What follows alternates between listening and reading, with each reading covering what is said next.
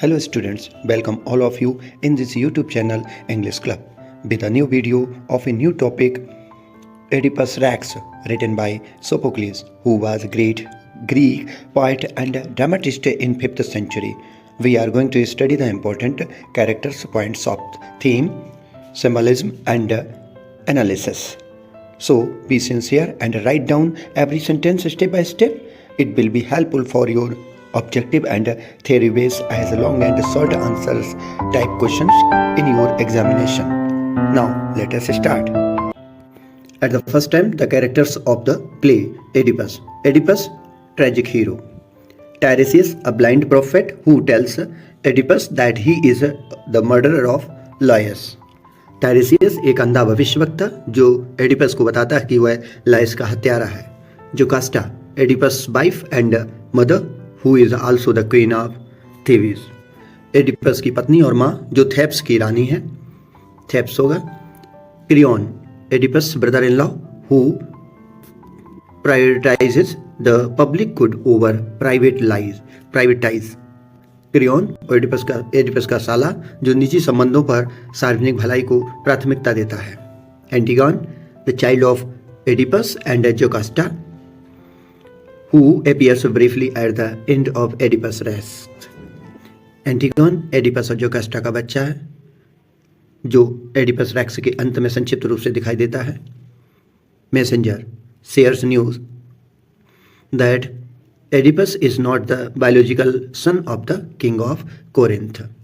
Messenger यह समाचार साझा करता है कि एडिपस कोरिंथ के राजा का जैविक पुत्र नहीं है.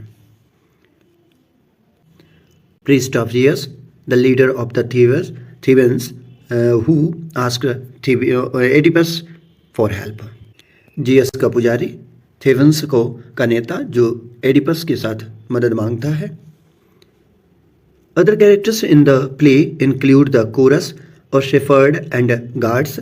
The chorus may have the most lines in the play even though they are not considered main characters. नाटक के अन्य पात्रों में कोरस, एक चरवाहा और गार्ड शामिल हैं. कोरस के पास नाटक में सबसे ज़्यादा पंक्तियाँ हो सकती हैं भले ही उन्हें मुख्य पात्र न माना जाए. Sophocles directed this play with a maximum of 3 actors speaking at a time. Sophocles ने अपने नाटकों का निर्देशन एक समय में अधिकतम 3 अभिनेताओं के बोलने के साथ किया है.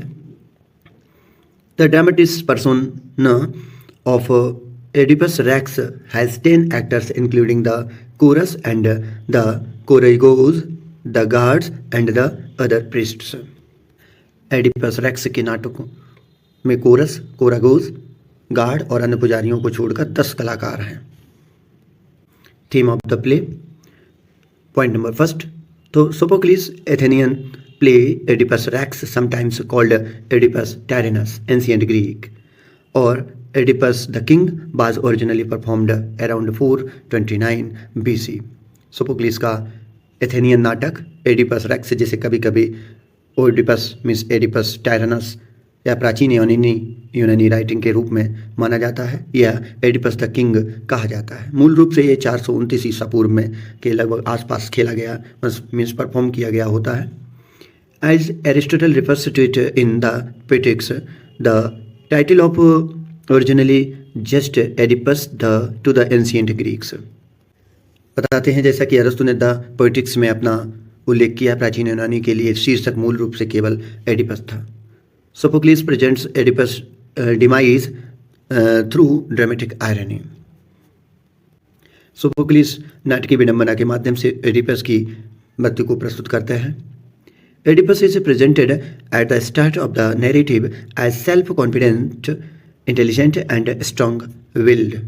एडिपस को कथा की शुरुआत में आत्मविश्वासी, बुद्धिमान और दृढ़ इच्छा शक्ति वाले के रूप में प्रस्तुत किया गया है. To differentiate it from Sophocles' later play Oedipus at Colonus, it is believed to have been retitled Oedipus Tyrannus. इसे सोफोक्लिस के बाद के नाटक एडिपस एट कोलोनस से अलग करके माना जाता है, जिसका नाम बदलकर एडिपस टायरनस कर दिया गया था. Next point. The word tyrant did not always have a bad connotation. In antiquity, it was used to describe a monarch who had no right to reign. यानी प्राचीन काल में अत्याचारी शब्द का हमेशा बुरा अर्थ नहीं होता था। इसका इस्तेमाल ऐसे राजा का वर्णन करने के लिए किया जाता था जिसे शासन करने का कोई अधिकार नहीं था। Next point 7, Oedipus Rex which was written around 12 years after Antigone is the second of Sophocles' 3 Theban plays that have survived and that tell to narrative of Oedipus. Oedipus Rex जो एंटीगोन के लगभग 12 साल बाद लिखा गया था, Sophocles की 3 थीबन नाटकों में से दूसरा है जो बच गया था और जो एडिपस की कहानी बताता है। On the other hand it comes first in the timeline of event that the plays chronicle of followed by Oedipus at Colonus and Antigone. दूसरी ओर यह नाटकों में वर्णित घटनाओं की समय रेखा में पहले स्थान पर आता है, उसके बाद एडिपस एट कोलोनस और एंटीगोन आते हैं। Oedipus became the ruler of Thebes या Thebes before Oedipus Rex began unintentionally carrying out a prophecy that he would associate his father Laius, the previous king, and wed his mother Jocasta. Oedipus Rex शुरू होने से पहले Oedipus थेब्स का शासक बन गया था। अनजाने में एक भविष्यवाणी को पूरा करने के लिए वह अपने पिता पिछले राजा लाइस की हत्या कर देता है और अपनी माँ जोकास्टा से शादी कर लेता है। In order to put an end to the epidemic that is wreaking havoc on Thebes, Oedipus searches for Laius' killer. महामारी को ख़त्म करने के लिए, उस समय महामारी फैल जाती है बहुत ज़्यादा, तो उस महामारी को ख़त्म करने के लिए वह थेब्स पर कहर बरपा रहा था। जो पूरी तरह से महामारी क्या थी, उस शहर पर थेब्स नगर में कहर बरपा रही थी। एडिपस लाइस के हत्यारे की तलाश करता है क्योंकि उसे पता था कि अगर एडिपस क्या करता, लाइस के हत्यारे की तलाश कर लेता तो शायद वहाँ पर जो थेब्स लोगों के महामारी का शिकार होना पड़ रहा है वो नहीं होगा। He know that the person he is searching for his himself, this is the action of Sophocles play. वह जानता है कि वह जिस व्यक्ति की तलाश कर रहा है वह खुद है, वह सोफोक्लिस के नाटक की क्रिया है। Next point, when the truth is revealed at the end of the play, Jocasta hangs herself and Oedipus, appalled by his incest and patricide, tears out his own eyes in desperation. जब नाटक के अंत में सच्चाई सामने आती है तो जोकास्टा खुद को फांसी लगा लेती है और एडिपस अपने अनाचार और पितृ हत्या से स्तब्ध होकर हताशा में अपनी आंखें फोड़ लेता है। The play's central theme is the conflict between fate and free will. नाटक का केंद्रीय विषय भाग्य और स्वतंत्र इच्छा से के बीच में संघर्ष करते हुए पाया गया है। Oedipus tries to use his free will to escape the prophecy that he will kill his father and marry his mother, but his actions end up fulfilling the prophecy. Oedipus अपनी स्वतंत्र इच्छा का उपयोग करके इस भविष्यवाणी से बचने की कोशिश करता है कि वह अपने पिता को मार देगा और अपनी मां से शादी कर लेगा, लेकिन उसके कार्य भविष्यवाणी को पूरा कर देते हैं। उसे जब भविष्यवाणी दी गई थी तो उसे नहीं समझ में आ रहा था कि ऐसा मेरे साथ हो सकता है या मैं ऐसा करूंगा, लेकिन वो भविष्यवाणी एक दिन सच साबित हुई और लास्ट में अंत में इस प्ले के एडिपस को पता भी चल जाता है कि उसने अपने पिता को मारकर अपनी माँ से शादी कर लिया है और शादी करने के बाद जब उसे पता चलता है तो अपनी आंखें फोड़ लेता है और जो जोकास्टा होती है उसकी पत्नी यानी माँ, वो अपने खुद को आग लगाकर मीन्स बताते हैं कि हैंग्स हर सेल्फ मीन्स अपने आप को फांसी लगा लेती है। This play highlights over the limits of human knowledge. यह नाटक मानव ज्ञान की सीमाओं पर प्रकाश डालता है। It explores the dangers of pride and arrogance. यह गर्व और अहंकार के खतरों की खोज करता है। It deals with the sight and blindness as a metaphor for truth. Oedipus mocks Tiresias blindness, but Tiresias predicts that Oedipus will soon be blind. यह सत्य के रूप में दृष्टि और अंधेपन से निपटता है। एडिपस टेरेसियस के अंधेपन पर मजाक उड़ाता है, लेकिन टेरेसियस भविष्यवाणी करता है कि एडिपस भी जल्द ही अंधा हो जाएगा। The fact that Tiresias tells Oedipus that he killed his own father and bed his own mother is among the tragedies most notable example of irony. यह तथ्यात्मक है कि टेरेसियस एडिपस को बताता है कि अपने पिता को मार डाला और अपनी माँ से शादी कर ली है। ट्रेजेडी की विडंबना के सबसे उल्लेखनीय उदाहरणों में से एक है जो ये सेंटेंस दिखाया जा रहा कोट है, to his children, he will discover that he is both brother and father. अपने बच्चों के सामने वह पता लगाएगा कि भाई और पिता दोनों हैं, वह भाई भी है और पिता के रूप में है। अपने बच्चों को इस तरीके से बताएगा। तो ये टायरेसियस की भविष्यवाणी है। ये कोट है, जो इंपॉर्टेंट कोट है, नोट कर लेना। Next point, he disregards Tiresias' advice and keeps searching for the alleged murderer. Another example of irony is his hunt for a killer. वह टायरेसियस की सलाह की अवहेलना करता है और कथित हत्यारे की तलाश करता रहता है। विडंबना का एक और उदाहरण हत्यारे की तलाश है। ये कोट दिया गया है, I hereby call down curses on this killer. Oedipus कहता है कि मैं इस हत्यारे पर शाप देता हूँ। That horribly as he is horrible, he may drag out his wretched, unblessed days. क्यों इतना ज़्यादा भयानक है और उसे अपने बुरे अभागे दिनों तक खींचता रहे, ये श्राप दे देता है। When Oedipus learns the truth, he gouges out his eyes. It uses motive of sight and blindness, sickness and self-harm and crossroads and tries to support the themes of willful ignorance and lack of free will. जब Oedipus को सच्चाई का पता चलता है तो वह अपनी आंखें निकाल लेता है और वह जानबूझकर की गई अज्ञानता और स्वतंत्र इच्छा की कमी के विषयों का समर्थन करने के लिए दृष्टि और अंधेपन, बीमारी और आत्मक्षति और जो अपने खुद को मार लेता है, मारने के लिए और चौराहे के और भी विकल्पों के रूप में अपने आप को खड़ा हुआ पाता है। Next point, symbolism of the play Oedipus Rex symbolize the idea of knowledge and ignorance or sight versus blindness.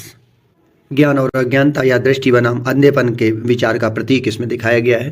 When Oedipus has sight, he is unable to perceive the truth. जब एडिपस को दृष्टि मिलती है, दृष्टि में होता है, देखता है, सब कुछ देख लेता है, तो वह सत्य को समझने में असमर्थ होता है। He realizes it that he blinds himself. उसे एहसास होता है कि वह खुद को अंधा कर रहा है। Symbolize fate in which Oedipus murdered his father inadvertently fulfilling his prophecy. भाग्य का प्रतीक है जिसमें एडिपस अनजाने में अपने पिता की हत्या कर देता है और उसकी भविष्यवाणी पूरी होती है। Crossroads are a traditional representation of choice and they relate to the play's themes of fate and free will. चौराहे विकल्प का एक पारंपरिक प्रतिनिधित्व है जो क्रॉस रोड है। इस बुक में मीन्स प्ले में चौराहे के रूप में यानी क्रॉस रोड का वर्णन किया गया है। क्रॉस रोड के फैक्ट को इसमें दिखाया गया है जो पारंपरिक प्रतिनिधित्व है और वे नाटक के स्वतंत्र और भाग्य के विषयों से संबंधित है। Symbolize the physical abnormality that contributed to Oedipus demise. Oedipus की मृत्यु में योगदान देने वाली शारीरिक असामान्यता का प्रतीक है।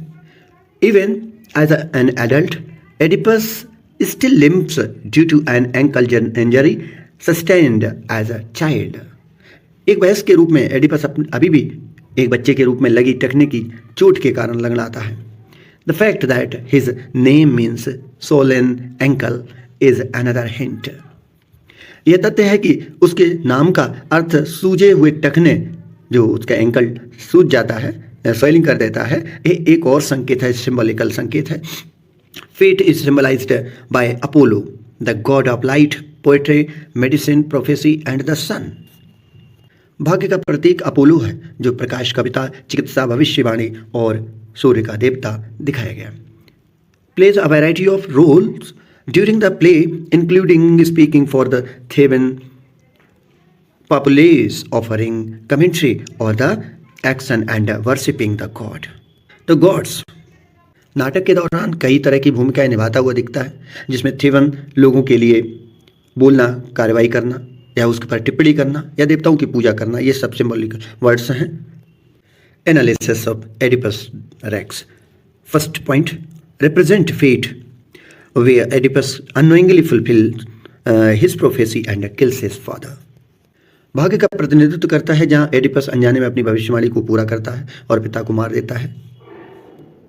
Crossroads are an ancient symbol of choice and in the play they fit into the questions about free will and fate. Crossroads प्रश्न का एक प्राचीन प्रतीक है और नाटक में वे स्वतंत्र इच्छा और भाग्य के बारे में सवालों में फिट बैठते हैं। Represent the physical deformity that played a role in Oedipus' fate. शारीरिक विकृति का प्रतिनिधित्व करते हैं जिसने एडिपस के भाग्य में भूमिका निभाई। Oedipus still limps from a childhood injury to his ankle. As an adult, his name, which means swollen ankle, is also clue. Apollo, the god of the sun, light, proper poetry, medicine, and prophecy, represents fate. Serves a complex role across the play, representing the Theban citizen, commenting on the action and worshipping the gods. नाटक में एक जटिल भूमिका निभाता हुआ दिखता है जो विश्लेषण के रूप में यानी एनालिसिस किया गया है। थेबन नागरिकों का प्रतिनिधित्व करता है और देवताओं की पूजा करता हुआ दिखाई दिया जाता है। How do you like this video? Please comment, like and subscribe. See you with a new video. Till then, thank you.